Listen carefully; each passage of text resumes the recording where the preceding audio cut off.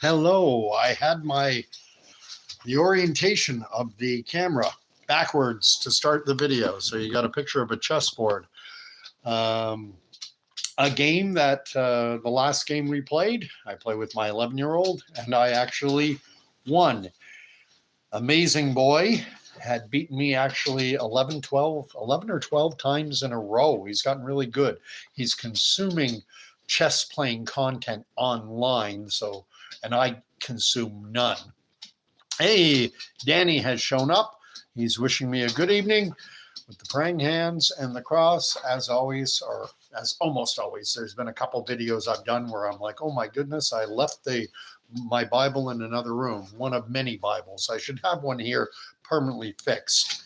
Let's see what Danny's writing. He wrote, gonna grab a coffee. Well, while you're grabbing your coffee, I've got mine. Got my Bible. Given the one that I'm doing the video, I don't need a ticket. Neither does anyone else. My videos are open to everyone. Free-flowing discussion. Danny is amazing. Filling up the chat, the live chat. I love that because it sends me down various avenues. I tend to stray away from the central point often, and it's because of the commentary, and I love that. Because this, for me, my YouTube station is almost in a fashion therapy, kind of self-therapy, if you will. But I do have those ministering to me by engaging and talking and getting me to explore thoughts and ideas that in different ways.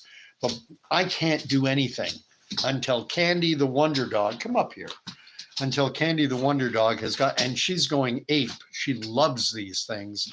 They're a cheeseburger treat. And boy, oh boy. Anyway, lay down. Speak. Oh, big bark for this. There you go. Candy has now been satisfied. She has her treat. I see more people coming in. Again, you're welcome to fill up that live chat. What are we today? Today is Wednesday, the 29th of January, 2025. Coming to the end, we're heading into what I consider to be the longest month of the year. The shortest in terms of number of days, but for me, February is always the longest month of the year because it just seems to drag on forever. Winter just, it's going to be winter at the start and it's going to be winter at the end. And we have this Groundhog Day. February 2nd, I think, is Groundhog Day. And it strikes me that's a real joke for Canadians because the mythology around Groundhog Day is if the groundhog pops out and sees his shadow, he's frightened, and you have 6 more weeks of winter. However, if the groundhog does not see his shadow, it means that spring is right around the corner. A couple weeks and we'll be into spring. Well, if you live in Canada, most places in Canada, spring is never right around the corner on February 2nd. It can easily stretch right into April. Maybe, I think our Groundhog Day should be March 2nd. We celebrate Thanksgiving in Canada earlier than Americans. Canadians, I'm not sure when our Thanksgiving is. I know in the United States, I think it's the 4th Thursday of the month of November. Whereas in Canada, it's usually sometime around October 20th, in and around that date. And it's because we have an earlier harvest. Thanksgiving is something of a harvest festival. We have an earlier harvest, so we harvest the crops earlier. We have our Thanksgiving earlier. Well, in the same fashion, our Groundhog Day should be a month or so later than American Groundhog Day. But I digress, and that is what I do. But it reminds me, and this was especially true in Quebec, many will know the joke. When I lived in Quebec City for 4 winters, they love to tell you that there are I'll say it in English and then in French. There are 4 seasons in Canada, in Quebec. And the 4 seasons are almost winter, winter, still winter, and construction. Dans le Québec, il y a 4 saisons. Il y a le presque hiver, hiver, toujours hiver, et puis construction. That's the way I heard it in Quebec. But you can say the same thing in many different parts of the world. Danny's good to go. He's got his coffee, and he's talking about Wiarton Willie. That's Wiarton, Ontario, where the media goes to find out what our Canadian groundhog says about Canadian winter. And down in the U.S., it is Punxsutawney Phil, Punxsutawney, Pennsylvania, I think, the famous movie with Bill Murray, Groundhog Day. It's Groundhog Day. Anyway, again, always, before I really get rolling, thank you again. I've been going on for 6 minutes already. I'm long-winded. I'm an old dinosaur. Not so much of a dinosaur that I'm not on the internet, that I'm not doing a YouTube station, but I'm still pretty much a dinosaur. Everything is very low production value. I talk about that all the time. But I appreciate everyone who likes and shares and subscribes to my channel, because it helps me get my voice out there. And I find I'm a work in progress. I'm still finding my voice, as it were, still learning about the social media space. And I think I'm going to be, it's a never-ending process, a never-ending learning curve. I'm reading what Danny wrote. We dinos rule and must stick together. Yeah. Where are the dinosaurs now? Any rate, Eat Me has shown up.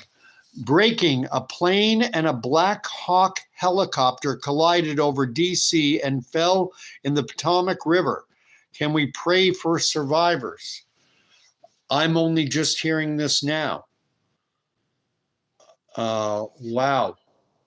And prayer is always a good thing. There's a great acronym, PUSH, pray until something happens. And I will be checking that out at the conclusion of this video. But Lord God, Heavenly Father, we come before your throne of grace always in a spirit of thanksgiving and of gratitude for all that you have done for us with this creation, your love for us, that you sent your son to die on a cross for us to reconcile our woeful, broken, sinful condition so that we can be in relationship with you. And as Eat Me has just said, there's been a collision. There are people. We pray for survivors. We pray for the families of anyone who passes away. We pray for guidance and understanding. And we pray most of all for peace. And ultimately, we know that there is going to be trouble. There's going to be conflict. There's going to be misery in this world. But we know that in you, when we abide in you, that we can find peace. And that we can find strength to confront this world, and to do it as a reflection of that godly light that you shine into this dark world. And it's in Jesus' name that we pray. Amen. All right. What am I going to talk about tonight? Actually, what I'm going to talk about tonight, I did a video 2 nights ago, I guess, and it was, the title of it was The Slow Death of Democracy. Amy is saying that story about the Black Hawk, a plane and a Black Hawk helicopter, that this story is live on the news right now. I will check it out as soon as I finish. I don't want to stop and restart. Old dinosaur, I've fixed my direction. I'm going to stick to it. Anyway, so I did a video the other night, a couple nights ago, called The Slow Death of Democracy. And it generated a comment from Whale Oil Beef, who left a comment in the comment section. He wasn't on the live chat. I think he came on too late. He wrote the comment, said was listening at double speed. And his comment was this: a democracy requires a free and independent media. Then he asks, has Canada ever had that? And then answering his own question, he says, I don't think so. And that got my wheels to spinning, as so often happens. It's the live chat here, emails, comments that I've gotten from Danny, from Sharunian, formerly Sharunian Allegiance, although he keeps changing the second part of his name. From Sojourner Didymus, Thomas out in, he's over in the Netherlands, and others. I'm always reticent to, thank someone for, when I have a list of people to thank, because I always know I'm going to leave people out. What about me? I sent you and you did a video on what I said too. And it's true. So many of the comments and things, they generate things, they get my wheels spinning and get me doing a little bit of reading, catching up. One of the things I had to catch up on, one of the things that I had to verify, as it were, was I know that in the United States, they have what's called the Bill of Rights, and it is the first 10 amendments to the U.S. Constitution. And it is the first amendment that deals with, quote unquote, freedom of the press. There are actually three components: free speech, freedom to assemble, freedom of the press, freedom of religion. So there are four components to that first amendment. And have we ever had a free and independent media in Canada, in the United States, in the Western world, anywhere? And that is an interesting question, because there have always been vested interests behind the curtain, so to speak, deciding what news is going to be put forward, and also determining the manner in which the coverage is going to be given. And I think what has happened in the past 4 or 5 years is that I think to a degree, everyone recognized that, yes, there is manipulation in the media, that it's not 100% perfect, that there are problems, but by and large, giving the benefit of the doubt, the perception has been in the broader culture that we can trust the media. Well, they got that wrong. Well, yeah, they got that wrong, but we can still trust the media. Nothing is perfect. And that's fair enough. But then the COVID era came along and smacked us square in the face. And this time, there was so much disinformation, misinformation being promulgated by the mainstream media. And it wasn't benign. This turned the entire world upside down. This made a virtue out of locking people into their homes, forcing the abused to shelter in place with their abusers.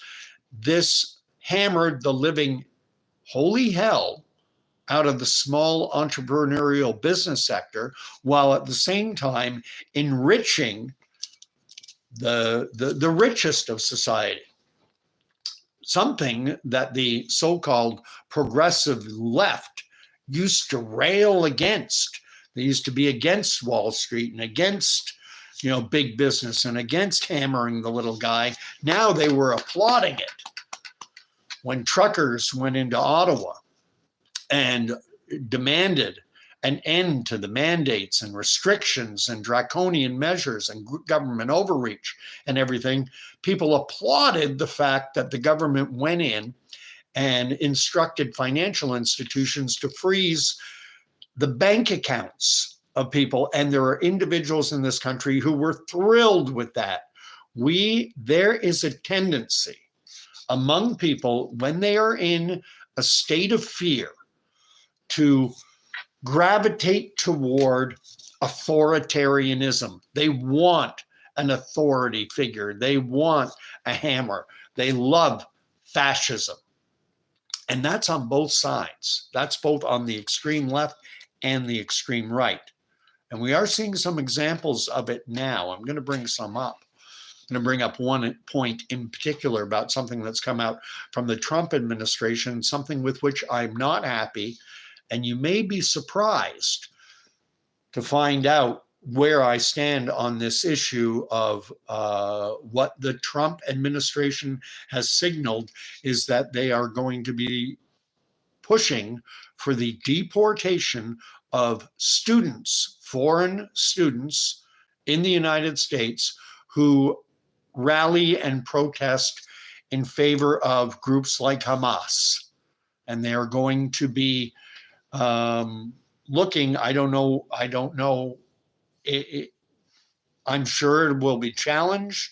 Some of the things that Trump has done has led to court challenges. He's tried to end what is called birthright citizenship, and that has triggered a constitutional challenge, and it's been paused. He can't just arbitrarily change what amounts, I think it's the 14th Amendment to the Constitution, which guarantees an individual born on US soil automatic citizenship.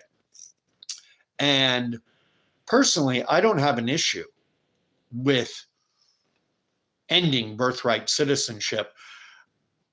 That's the norm across the world. If you're born in China, if Canadians are over there working as foreign aid workers or missionaries or whatever the case may be, and they have a child there, the Chinese state does not automatically confer upon that infant citizenship rights. And countless other countries in the world, certainly in the Middle East, in Saudi Arabia, a child born in Saudi Arabia, to foreign workers, a doctor and a laboratory technician working in Riyadh, if they have a child in Saudi Arabia, that child does not automatically become a Saudi citizen. So I think it's worthwhile seeking to overturn the 14th Amendment. I want to do some more reading on that. So in that respect, I'm not adverse to what Trump has done. I am averse to shipping students, foreign students in the United States legally, being deported for exercising their right to free speech. Is free speech only for American citizens? Is free speech only for, when foreign nationals are in the United States legally? Are they only allowed to speak freely provided they toe the line on a specific narrative? Now, anyone watching this video, if you're new, I am as ardent a supporter of Israel's right to exist and their right to defend themselves, and as anybody. However, with that being said, authoritarianism is a slippery slope. It's a slippery slope.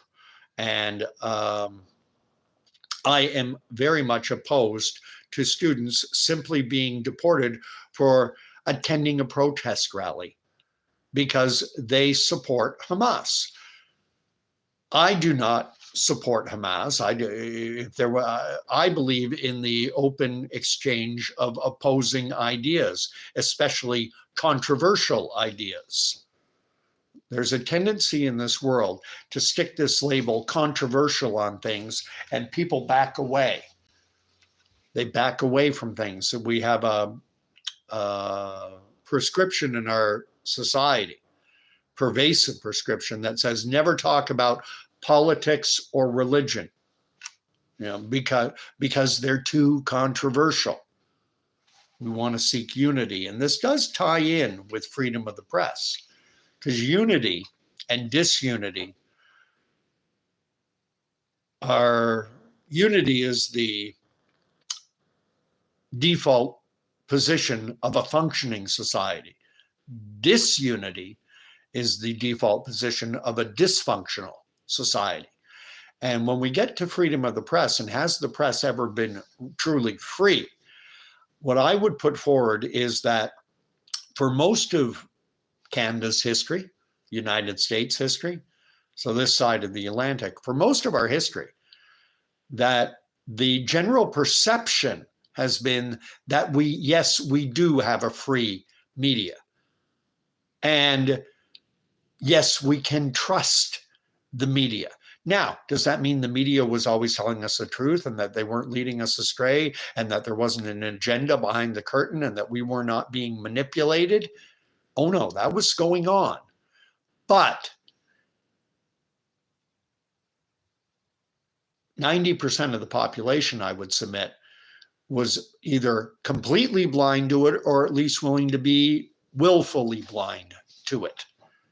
It wasn't until the COVID era, really, when a large percentage, a large segment of the population opened their eyes and realized and began to realize, my gosh, I should have been questioning everything for my entire life. But it took the COVID era, with society being completely thrown upside down and basic fundamental in the United States, what are so-called unalienable rights or inalienable. I always prefer the word inalienable to unalienable, but unalienable is how it is written into the U.S. Constitution. We hold these truths to be self-evident, that all men are created equal and that they are endowed by their creator with certain unalienable rights. And that among these rights are the right to, I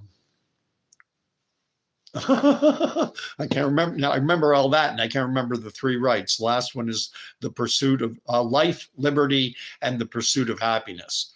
Imagine. So what happens when you get old? Let's see, before I keep rambling on, let's see if anything's being written in the live chat. Oh, we got a lot being written. Eat me and okay. Danny is saying, not to worry if you forget me. I'm from the don't be heard or seen generation. Gen X rules, ha ha ha. And you'll remember from the military, the term was gray man. You wanted to be the gray man. You didn't want to stick out. You didn't want to be noticed. Everyone wants to be noticed for good things, but if you stick your head up and you're identifiable, then better just, blend into the crowd. I've never been a blend into the crowd type of person. It's not in my nature. It's not in my makeup. I've always been the outsider. It's built into my DNA. I mean, I've spoken about this many times, but it helps lend some flavor and some context to my outlook. How is it that I see the world the way that I do? I grew up right into my teenage years as being the outsider. We lived in I wasn't so much the outsider until, I grew up, kindergarten grade 1, 2, 3, 4. I was living in New York and New Jersey. And I wasn't really an outsider then. But then when I was in grade 4, we moved back from the United States to Canada and to Burlington. And now I was the outsider. I didn't talk right. I talked with a funny accent. So that made me the outsider. I didn't use the right words. I called the shoes I wore, I called them my sneakers. I got to get my sneaks. And everyone here called them runners. And, the front entranceway to the school, I called that the foyer. And what do you mean the foyer? It's the foyer. Oh, the foyer. La-di-da, the foyer. It's a foyer. And then from there, we moved back to the U.S. I moved to Portland, Oregon. And again, by that time, my accent, a year and a half in Canada, And when you're 8, 9, 10 years of age, your accent is malleable. It will change. And I changed and I became a good Canadian, learned to do the closed vowel sounds. I'm going out and about. Then we moved to Portland, Oregon. And again, I was the outsider. And so it gives me, and it was the same thing. I didn't talk right. I didn't know the right words.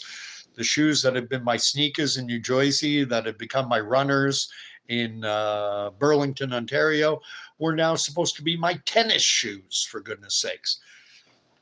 And then we moved back to Canada when I was 12. Summer I turned 12. And by now, I'm just used to it. It's built into my DNA. I'm always going to be on the outside looking in. Fair enough. And I think that gives me a certain capacity to not going along with the crowd, not being in lockstep with the herd. I come by it naturally because of my life experience.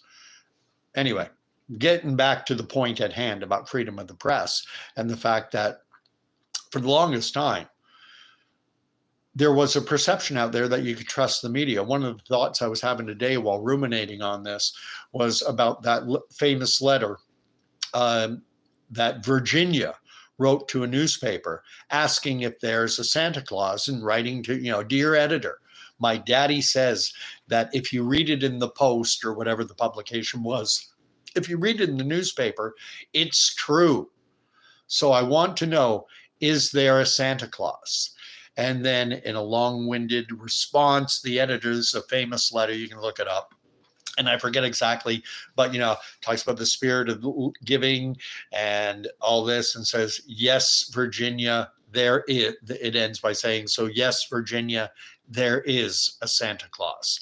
You can, and it's programmed into us to trust the media, your trusted source for news, fair and balanced, and they program you to rely and trust them. And actually, I make a point on here often to say that I'm not a regular consumer of nightly news. I don't have a television subscription in the house. We don't have satellite or cable. So we have the TV.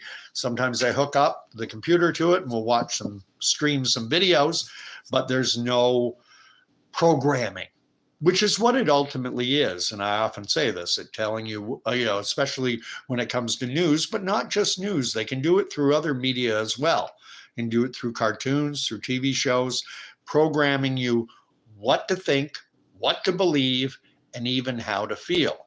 But it wasn't until the COVID era that for a lot of people that, again, hit people square in the face because of the outright lies and disinformation that they were spreading. I was coming across, I'd seen on a nightly newscast, there was a bunch of homosexual men in the United States, and they were wearing a shirt that said proud, and each letter was in a different color of the rainbow. It spread across, and they were singing, vaccinate, vaccinate, make an appointment, vaccinate, vaccinate, gets rid of COVID. What? Gets rid of COVID. Misinformation. Get vaccinated, that will get rid of COVID.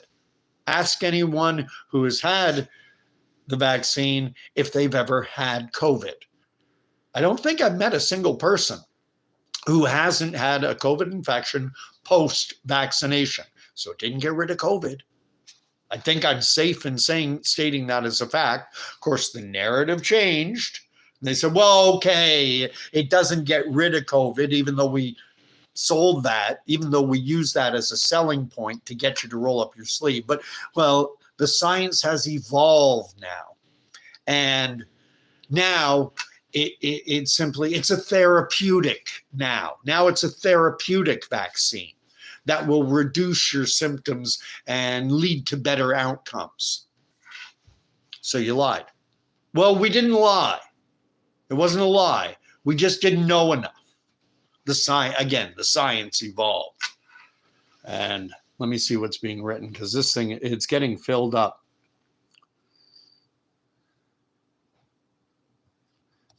And there's so much being written.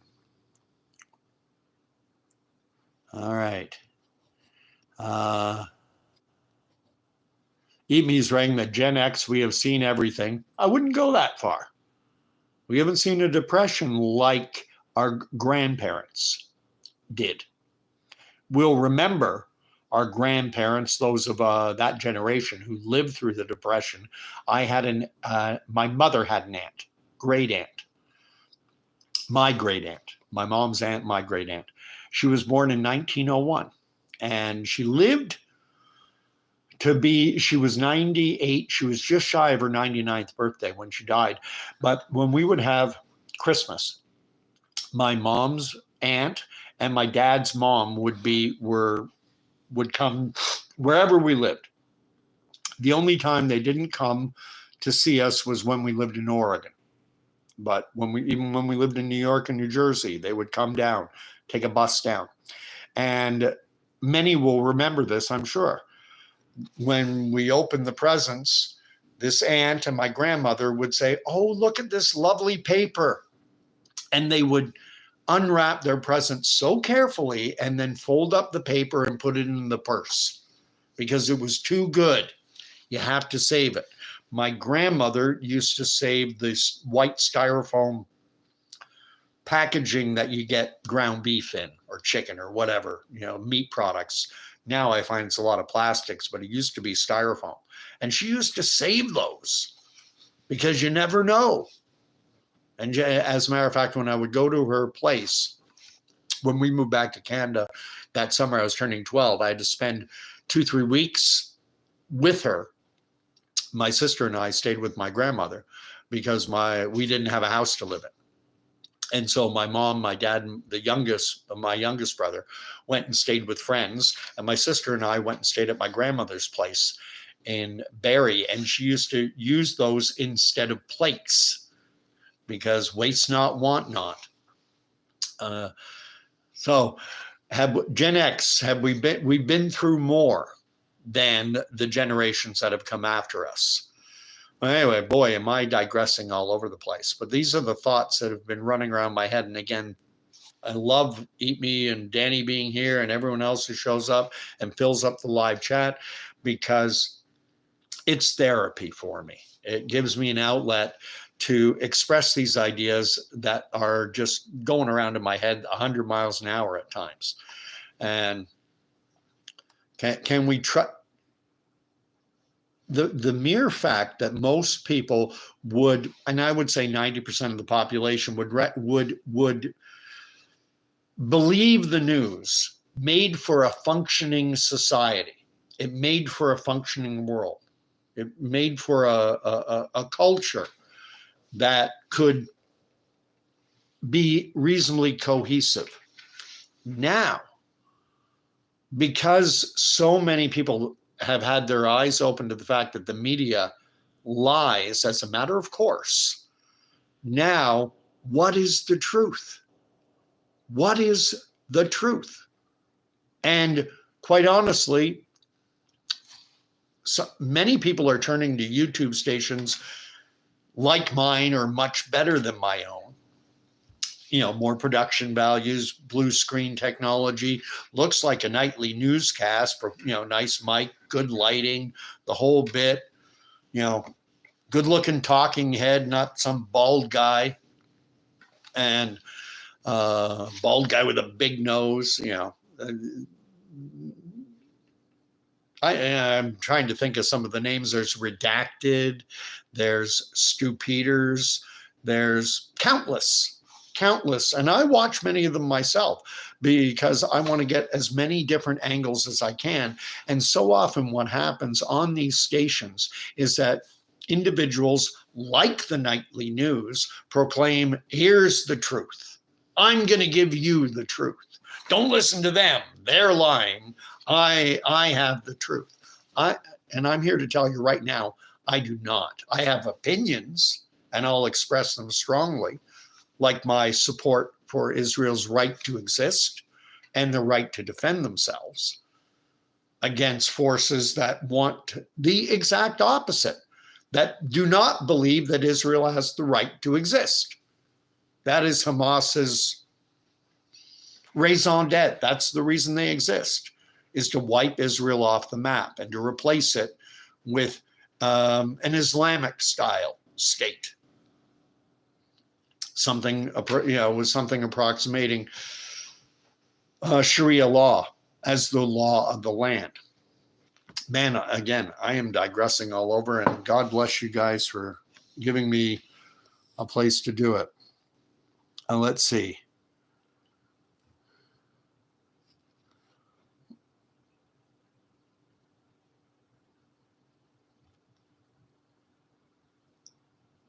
Now, Danny is saying, with respect to Eat Me, saying we've seen everything. Yes, we have, Eat Me. Kids can't do a lot of stuff anymore because of us. I won't even mention later generations. Just give me strength to deal with them. Yeah, it's our fault. I mean, it's our fault. The way kids are being brought up, helicopter parenting is now the norm. Children are born addicted, to technology because they've got a tablet in their hands. 2-3-year-olds are sitting in shopping carts, staring at a screen. And it's hard to blame parents because, path of least resistance. No wonder kids don't get corporal punishment anymore, is because now there are so many tools out there to entertain and distract and divert your kids' attention. Think about it, in the days before television, the world that my dad was born into, my mom and dad were born into a world without television. Their parents, kids were underfoot a lot more, and they would annoy the living crap out of their parents, and they'd get a whooping. I've got Eat Me writing also, even if they are studying legally over there, they are still guests of the country in which they are studying. Oh, we're going to get into the freedom of speech thing. Politics, religion, and anything our overlords deem inappropriate, unacceptable, or offensive, often for arbitrary reasons. I'm going to say this. I'm going to try and bookmark the comment that Eat Me said. Even if they are studying legally in the United States, they are still guests of the country in which they are studying. They're guests of a country that has, as its First Amendment to its Constitution, that stating that freedom of speech, freedom of religion, freedom of the press, and freedom to assemble, that these are sacrosanct. They're enshrined into the Constitution. Now, you might say, well, that's only for the citizens. But it's a slippery slope. If a student studying legally at Columbia, Harvard, wherever, can have their speech restricted, well then, who's next? It's that old axiom about first they went after the communists, but I wasn't a communist, so I didn't say anything. Then they went after the socialists, but I wasn't a socialist, so I didn't say anything. Then they went after the trade unionists. But I wasn't a trade unionist, so I didn't say anything. Then they went after the Jews, but I'm not Jewish, so I didn't say anything. Then they came after me, and there was no one left to say anything. The most important time to stand up for the right, and I'm not talking now, if these individuals in their protests are acting violently or engaged in criminal activity, well, that's different. But the mere expression of an idea, assembling with others, freedom of assembly, to express an idea, popular or unpopular, I don't care, is sacrosanct in my worldview. And I disagree vehemently with individuals who support Hamas. Vehemently. Hamas exists as an entity. Their sole purpose for being is to wipe the nation state of Israel off the map. That's their reason for being. Now, in a free and democratic society, and one that follows the rule of law. Should an individual have the right to express support for that? And I will say, even though I find their opinion distasteful, they absolutely have that right. And this worries me. You know, everyone loves freedom of speech, and they, you know, wave that banner, free speech, when they feel that it's their free speech being trampled upon. I mean, look, we've been through the COVID era where you could, you know, and even to this day, I still find I have to be careful, and that's annoying, and I'm free speech. Well, if they can take, yeah, I've got to stand up for those, even when I disagree with them. I think it was Voltaire, who, French philosopher, who's a writer, philosopher, who said, while I may not agree with what you have to say, I will defend to the death your right to say it, or words to that effect. And that is something with which I wholeheartedly agree, even though I don't agree. And what we have in terms to bring this back to freedom of the press, what we have had is we haven't had a free press ever in this country. Even before COVID came along, we had the climate narrative, and that's an ongoing example of how our press is not free, because there are highly qualified voices, scientific voices out there who are skeptical, if not outright contradicting the narrative. And the narrative, of course, we all should know it, is that the burning of fossil fuels is the major driver of climate change. I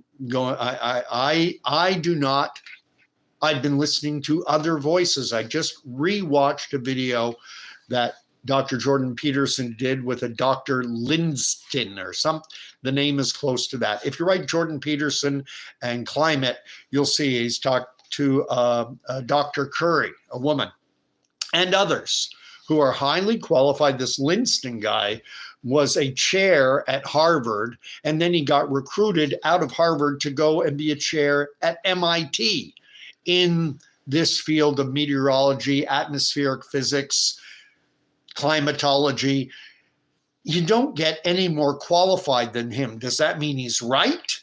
No, but it means he should have the right to have his opinions heard in the public square. But our media will not allow it, because the media is more about politics than they are about truth. And the politics behind bogus, what I consider to be bogus climate change, the politics behind it has them engaging in suppression of free speech and only giving voice to one side of the narrative. Journalism, true journalism, involves allowing both sides to put forth their thoughts, their views, their opinions, to enumerate their expertise, degrees, studies, published papers, and then, to give their bona fides, as they're called. Here's why I'm qualified to talk on this, and then here's my opinion. Here are the facts that I have to back up my opinion. And then that gets thrown into the public marketplace. But what's happened with our media, and this, it's just become much more apparent in the COVID era, is that the media determines what political forces are behind, and they pick the truth for us. And they say climate change is real. YouTube will put a flag on this and say, it's established fact or something to that effect, that the human activity and the burning of fossil fuels is the primary driver of climate change in the current era. And well, what about all the experts who say that isn't the case, or that the degree to which human activity affects climate change is negligible at best? What about those voices? Well, they don't get a voice, they don't get a seat at the table. And so getting back to what, a democracy requires a free and independent media. And have we ever had it? No, we've never had it. But we were either willfully ignorant or just completely ignorant of the fact that behind the curtain, in so many cases, there are powers that be, wealthy, powerful, influential entities determining A, what the truth is, and B, what will be covered. I've actually, in the last week, I probably watched 2 or 3 broadcasts on YouTube here of NBC Nightly News, just because I want to see what they're covering. I just want to see what the mass, what the herd is being told. What are we supposed to believe? What are we supposed to think? How am I supposed to feel? What are they? How's the programming out there? And the climate change story never seems to go away. There's all this stuff on the fires. I'm going to bring up, and we think it's better now because of Trump. We've seen Trump. He's now his press secretary, and I forget the woman's name, but she mentioned the fact that no longer is the press briefings going to be dominated by the ABC, CBS, CNNs, MSNBCs of the world, that they are giving White House press credentials to YouTubers, podcasters, social media influencers, et cetera, that anyone can apply. Just go to whitehouse.gov.press something, and you can apply to, throw up questions. And that's great. That's great. But one thing came out in that press, her first ever press briefing. She said, I have news on the drones. And what she said is the drones are FAA approved. FAA approved. And that they have been engaged in surveillance and quote unquote other things. Then she said, but nothing nefarious. And that hobbyists and other drones then also populated the sky and exacerbated things. Fair enough. No one pushed her on it, not a single person. And my question would be this: other things. What other things? Why are you not giving us the full story? What are the other things? And, well, you can't tell me. Well, then how can I know that they are not nefarious? If there's nothing nefarious going on, then let's have some transparency. Don't just say surveillance and other things. Other things can be nefarious. Lay it all out. But no one pushed her on it. No one pushed her on it. There's a tendency I find for, when it was Biden in there, you're suppressing. Well,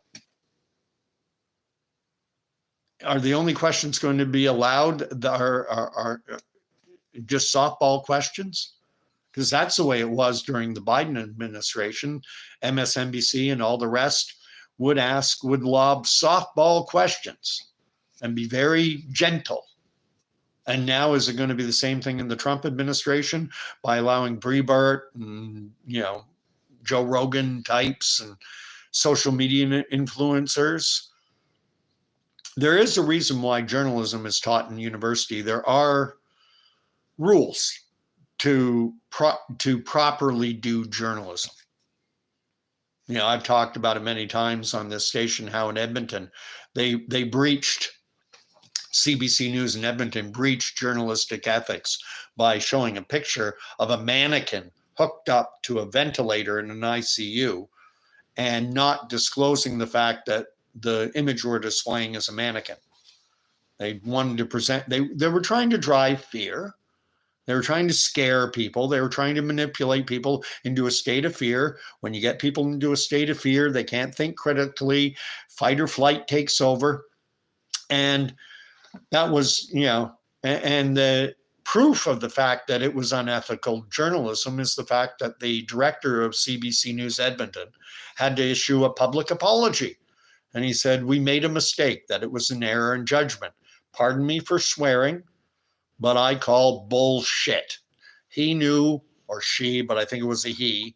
And their news staff knew exactly what they were doing. How can we scare the crap out of our viewers?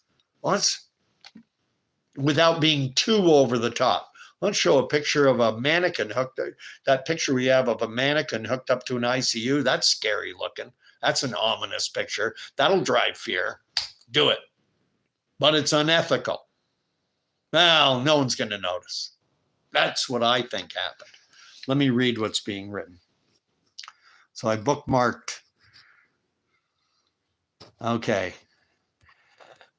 Danny's writing, politics, religion, and anything our overlords deem inappropriate, unacceptable, or offensive, often for arbitrary reasons. I would say often they're not arbitrary. It's not arbitrary. There's a reason they don't want the opposing view of climate change to be shared, because then you can't hammer. There is a march toward authoritarianism that is happening. It's been dealt something of a blow in the United States, but at the same time, Trump is now he's got businesses investing, I think it's $500 billion in infrastructure that's going to further enable the surveillance state. This AI and these data centers that are going to drive the AI revolution and make the US the world's leading crypto nation, cryptocurrency. And cryptocurrency, that is what CBDCs are, central bank digital currency. Digital currency, crypto, synonymous. It's the same thing. Let's see. Danny's writing, Gen X, we turned 50 by age 15, and at 50, we still feel age 15. Man, oh man, I still feel a lot of times mentally like a kid, like a teenager, a lot of times. And Danny says that he too is the black sheep of the family. And Eat Me writes, black sheep gravitate around each other like we have a radar of nonconformity attached, like a sixth sense. There are more and more people waking up to the fact and realizing that they can't trust media. They can't trust the news. You can't trust government. You've got to question health authorities because so many lies came out during the COVID era, and we've talked on this station before about that horrible Tuskegee experiment. Just because someone is foisted as an expert and all-knowing, all-seeing, humanity, every one of us is flawed. I haven't gotten too much into faith here. And I wanted to bring something up. Danny always likes biblical references. My youngest, Mr. Chess Master, although I've won the last 3 games after he beat me like 11 or 12 in a row. Young Mr. Chessmaster is making his way through the Bible. He's in Genesis, and he brought up something that relates to what I'm talking about tonight, and it's the story of Abraham when God determines to destroy Sodom and Gomorrah. And Abraham has the absolute temerity, the cojones to actually talk to the divine. Now, in the text, the representation is that Abraham is talking to an angel of the Lord. And I was thinking that, he's talking to an angel of the Lord. Well, he's basically, people say he's talking to God. Well, in a fashion, he is. In a fashion, he is. We use this term Lord, but that's a word that, in English, permeates society, not so much today, but in certainly in generations and in centuries past. My Lord. It was a term of respect. It was to be Lord of the manor. And in our own democracy, I did a video recently talking about the fact that a law does not become law in Canada until it receives what is called royal assent. Our Governor General signs it, and that now it's law. The Governor General is the King Charles. He's she now, it's a woman we have as Governor General, she signs it on King Charles's behalf. And it's as if he signed it. She has royal authority in a fashion. In our Westminster, we're a constitutional monarchy in Canada. And so nothing becomes law without the king's blessing, if you will. But the king can't sign everything. So the king has a representative who has the full authority of the king. And this is where I bring in this angel. But this is an angel with the full, I read it as in this angel has the full authority of God. So in a fashion, they are God. We call the crown. We refer to, royal assent, but the person signing isn't royal. You get the idea, I hope. Anyway, Abraham is actually, I don't want to say arguing, but petitioning. He's bargaining with the divine. And he says, I've taken upon myself to bring this to you. Please, don't find disfavor in my eyes. But I'm just wondering, what if there are 50 righteous people in the city? Would you still destroy the city if there are 50 righteous? Far be it from you to destroy the good along with the wicked. And the answer is given to him, no, for the sake of 50, I will not. And then Abraham goes further, says, I've taken it upon myself to petition you, and please, but I'm going to take it one second. What about 40? What about 40? Would you still do it at 40? Would you still wipe out the righteous? No, for the sake of 40, I won't. And for the sake of 30, I won't. And 20, I won't. And they get down to 10. And so I think that, as I remember the story, I don't want to dig into it right now, but I think they got down to 10. But it's like at some point, it's an interesting thing to unpack and question whether at some point do you have to kind of put some water in your wine and say, yeah, some righteous people are going to have to die. So we all know what happens. Lot and his family are rescued. Those angels sent to destroy the city rescue Lot, his family, and they flee. And we know about Lot's wife, who looks back and is turned into a pillar of salt. Anyway, a little digression into biblical wisdom. Let's see. Yeah, Danny talked about television, T-E-L-L, television programs are designed to program you. That's why they call it programming. And yeah, I've been thinking a lot about this lately, the degree to which the media serves as an agent of powerful interests to direct things in the manner in which they want them to go. And that worked well enough while we were all either willfully ignorant or just blind to the fact that there were these powers in behind the curtain directing things, and things functioned. But it was a different world. If you went back to the 50s and 60s, you used to have depictions, and going away from the news, you used to have depictions of families praying. If you watch Father Knows Best with Robert Young, I think is the name of the actor, they would actually pray at meals. And it wasn't done in a mocking fashion the way it is now. The way they treat any person of faith now in the mainstream media is they're a Ned Flanders typically type individual.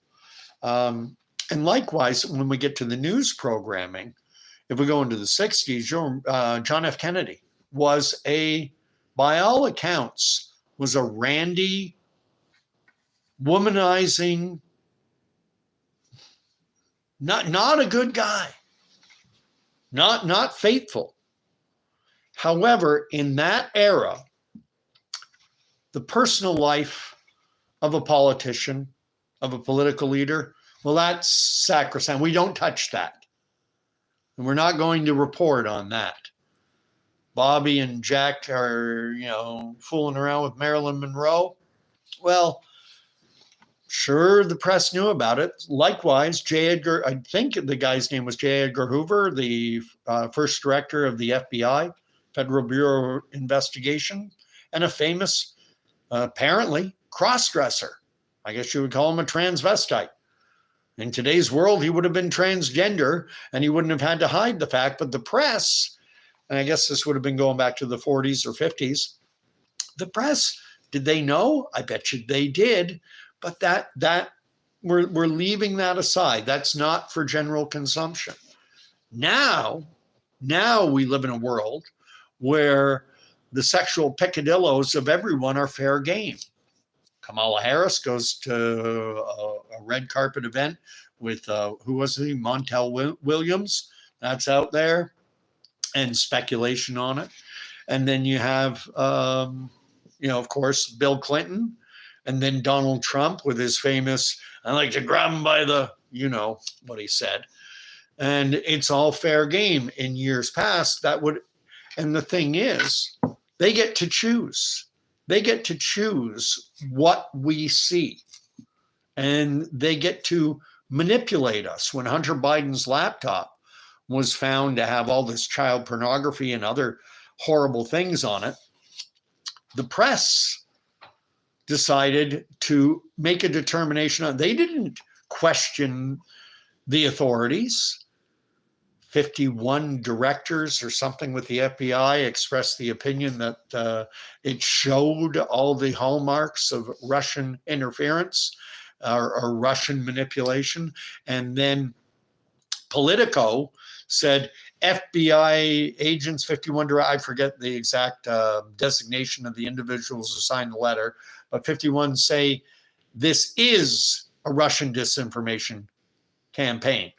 They warped, they twisted what was actually said to put Trump in the worst possible light. Steering the unthinking mob. And people watching my station, God love y'all, we're not the problem. The problem is the vast majority of the population, or at least a very large chunk of it, just doesn't have the time or interest or inclination to dig into this stuff. They actually enjoy the fact that there are individuals sitting in New York or Hollywood or wherever deciding what it is that they're going to consume on the nightly news.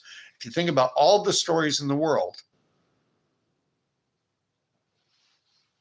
and they take it and they condense it into a little half hour. Here's your half hour. These are the stories we've decided that you should think about. Here's what you should believe, and here's how you should feel about them. And a thankful, compliant, dumbed down population says, thank you. Oh, it's so, I don't want to have to think. I've got enough, I'm raising kids. I've got my job. I've got obligations here, there, and everywhere, and I don't have time. And that's fair enough. That's fair enough. But we don't have responsible individuals anymore behind that curtain saying, you know what, maybe let's not go down that road. Anyway. Danny's writing, yet, pardon me, once I get around the hour mark, my voice starts to go. Danny's writing, yet the question remains, will we fall for the next COVID when something like that happens again, if it happens again? But I agree with Danny. I think it's a matter of when, not if.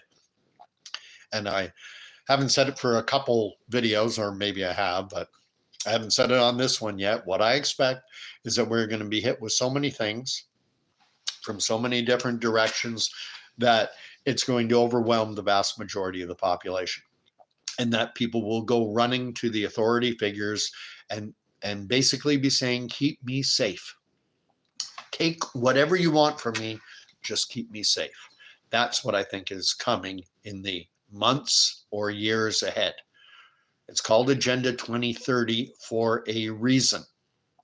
It's called Agenda 2030 for a reason. That's because that's the year when there are certain benchmark where they want they will want to have digital ID in place. They want to have biometric surveillance in place. They want to be at least, so far down the road on 15-minute cities and other draconian measures. And they're pushing us in that direction. And I think Donald Trump, in the White House, is a bulwark against it, but only somewhat, because in some fashions, I think he is abetting their agenda, certainly by this $500 billion investment into data centers and making the United States the world leader in crypto, digital currencies. Man, oh man, and that's where I see a character like Elon Musk, Mr. Neuralink, as being a Trojan horse in the Trump administration. I don't think his cozying up to Donald Trump is. I think there's something Machiavellian going on in that alliance, and Trump is an egomaniac, and being fawned over by everything. It's always the richest man in the world. Is he the richest man? I don't know. He's up there. He's one of them, and widely regarded or held to be a genius. So this genius, incredibly wealthy guy, and to Trump, money, I think, trumps everything. I hate the fact that his name is Trump, and I like to use the word Trump, but money trumps everything for Trump. And the more money you have, the golden rule. He who has the gold makes the rules. Eat Me is writing, asking, Danny, do you remember when they forced the diaper on us, the face diaper, in Quebec? One man refused to wear it at a Tim Hortons. The police came in and brutalized the poor sap using pepper spray. It's unfathomable what we had to endure. And I'm telling you, well, my opinion is, and Danny said this, and Eat Me said this, and everyone has said this. It was so many have said that was the beta test. And beta test, what I think it'll, the Vax Pass allowed them to lay the infrastructure for a digital passport, for a digital ID. It allowed them to lay the groundwork, to the roadbed is in place now. Now they just have to pave. And they just need another excuse to do it. But I think it's going to be more than one this time. I think a health scare is certainly a viable component. Bird flu, monkeypox, Marburg, who knows? Maybe more than one. We got a quintdemic. They talk already about the tridemic, flu, RSV, and COVID. Well, maybe they'll make it a quintdemic or a sextdemic or an octdemic by taking those three and adding in Marburg, monkeypox,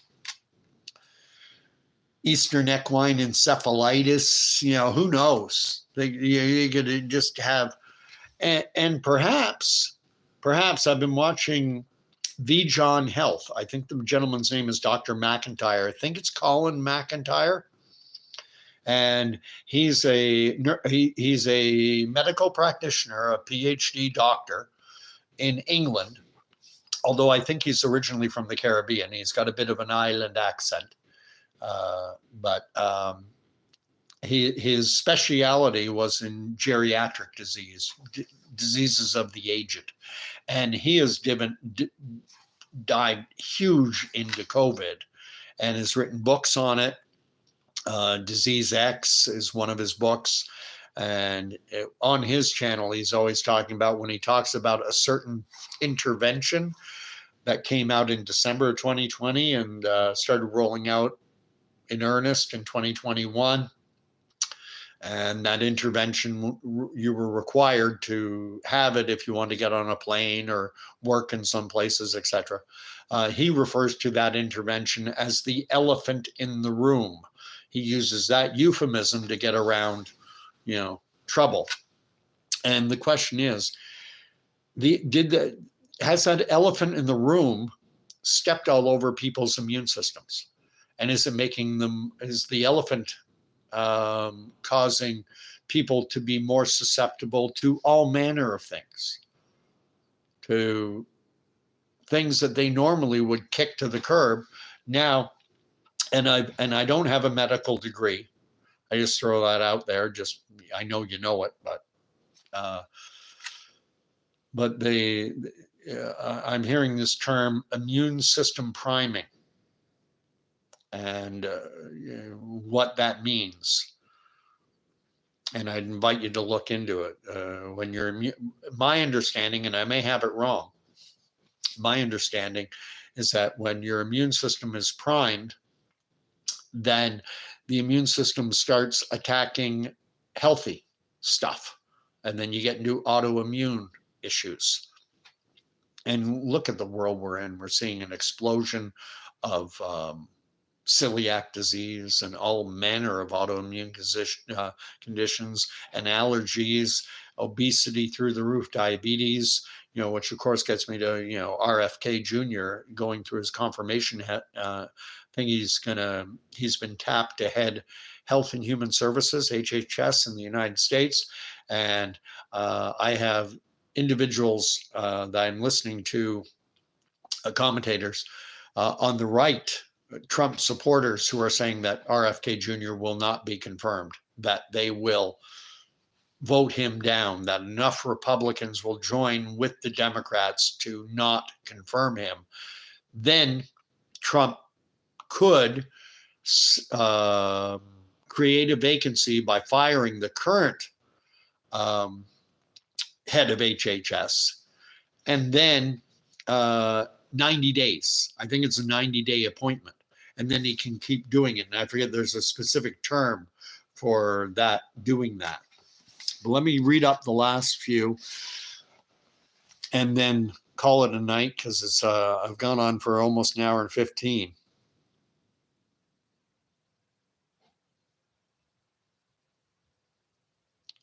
Yeah, Eat Me's writing that some people refuse to wear the mask and were just assaulted for mask compliance.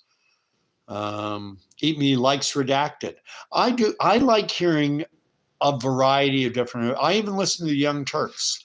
I try and make it a point to listen to the other side, and I don't get too much of it, because naturally, the way YouTube works is because I consume a lot of content on the right.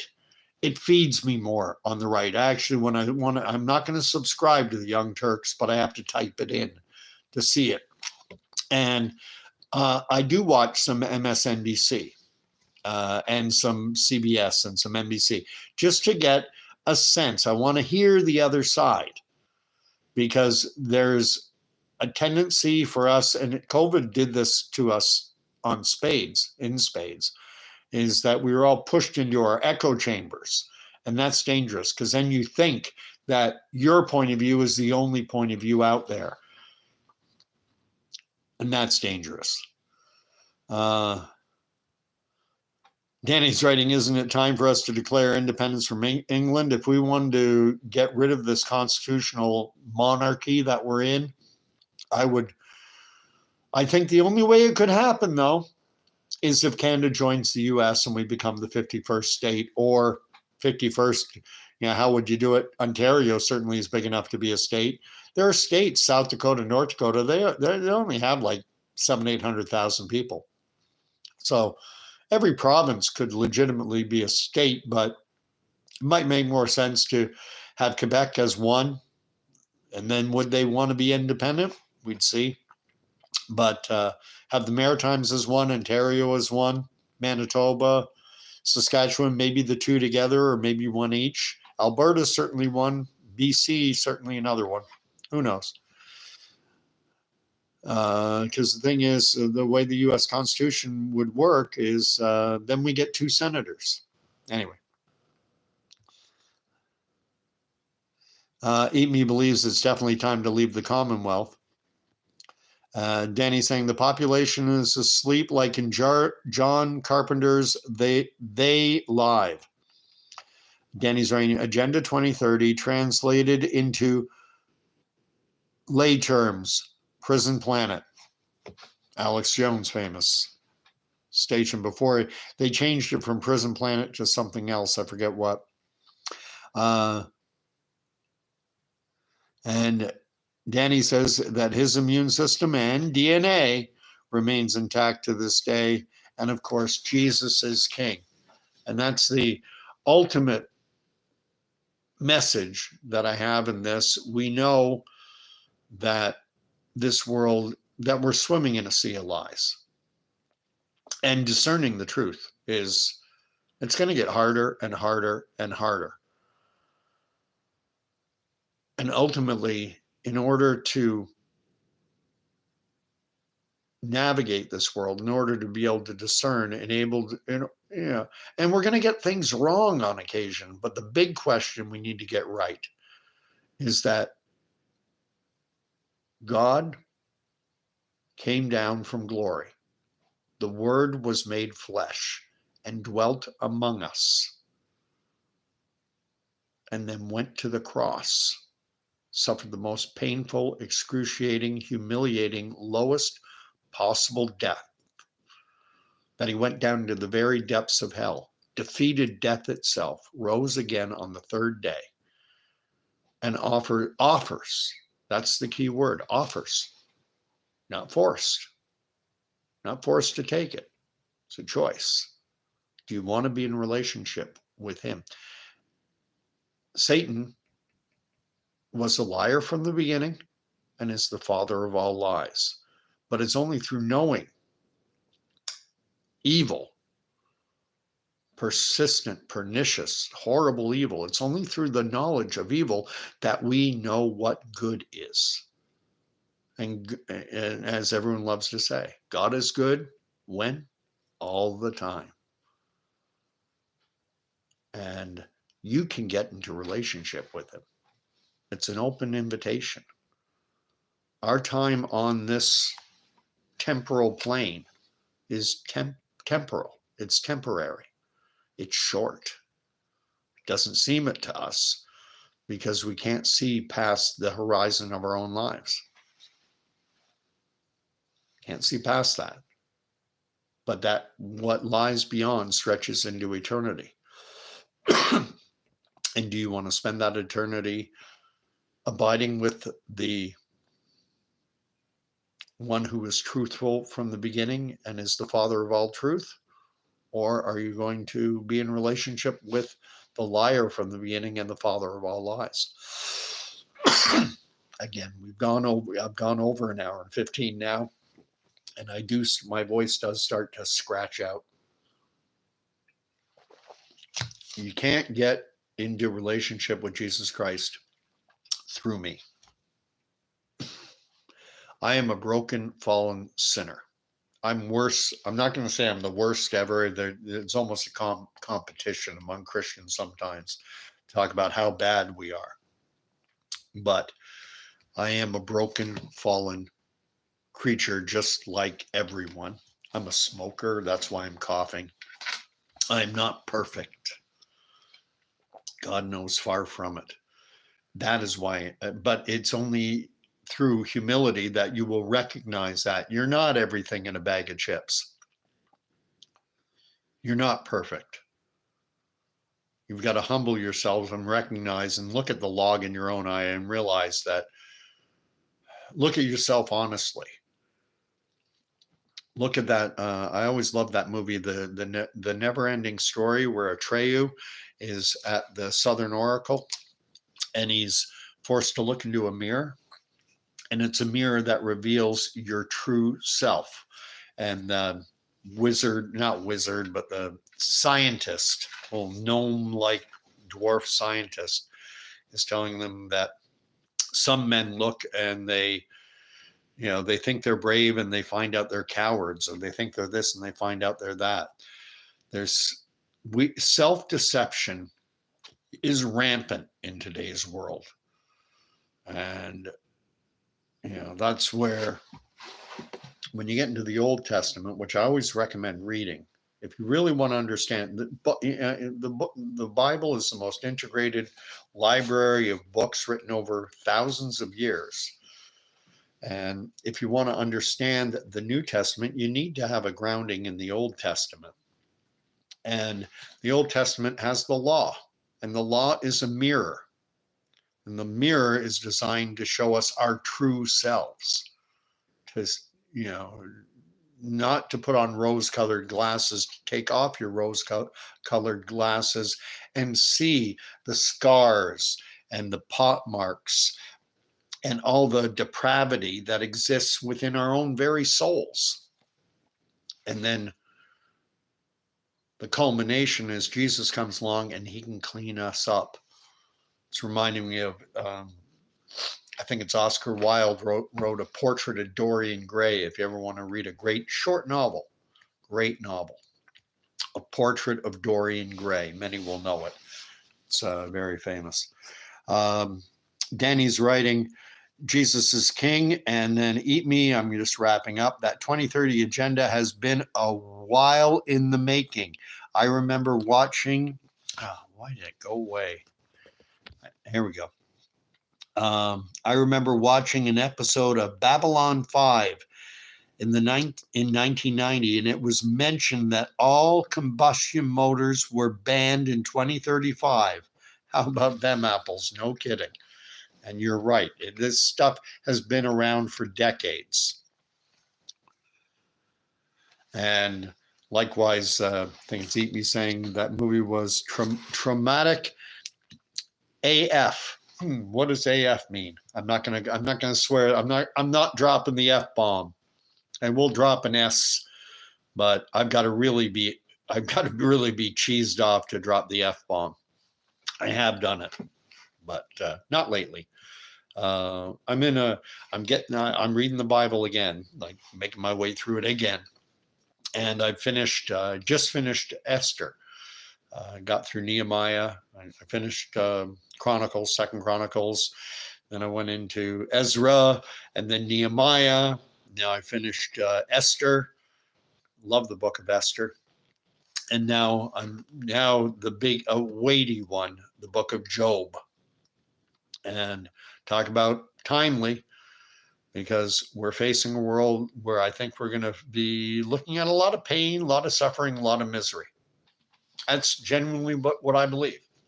But we can't lose faith and we can't lose trust in the ultimate goodness of God. And this is what, the challenge of life, as it were. So I'm going to end it the way I always do. See if there's any last little comments. I don't think so. No, fantastic. Listen, God bless. And I'll ask you to receive these words, as I always do. Not my words, from Numbers chapter 6, end of chapter 6 or 7. And they are this. These are the words that Aaron spoke over God's covenant chosen people. May the Lord bless and keep you. May the Lord make his face to shine upon you. And may the Lord grant you peace. And you will. All you have to do is humble yourself. It's a hard thing to do in this world, but it's absolutely it's a necessity. It's a necessity that you humble yourself, recognize, look at yourself in that perfect mirror that reveals all the scars, all the blemishes, all the sin, all the corruption, all the evil, and then let Jesus do the work. Invite the Holy Spirit in, and you can be made anew. So God bless, and we'll talk to you all in a night or two. Everyone who watched till the end, wow, thank you. You guys are awesome. And anyone else who stumbled along and wants to subscribe, hey, I appreciate it. You're also welcome to share, or the thumb up button is always appreciated as well. So God bless. And also, not many comments get written on my videos. I think it's because I do them live and people want to comment on the live chat, but I read all the comments like Whale Oil Beefs there. I didn't really, have we ever had a free media in this country? No, but we used to believe we did. And that gave society a certain degree of cohesiveness. Now we've woken up and we realize that, oh my goodness. And a large chunk of the population is not, to quote an old song by The Who, we won't be fooled again. So God bless. We'll talk to you all in a night or two.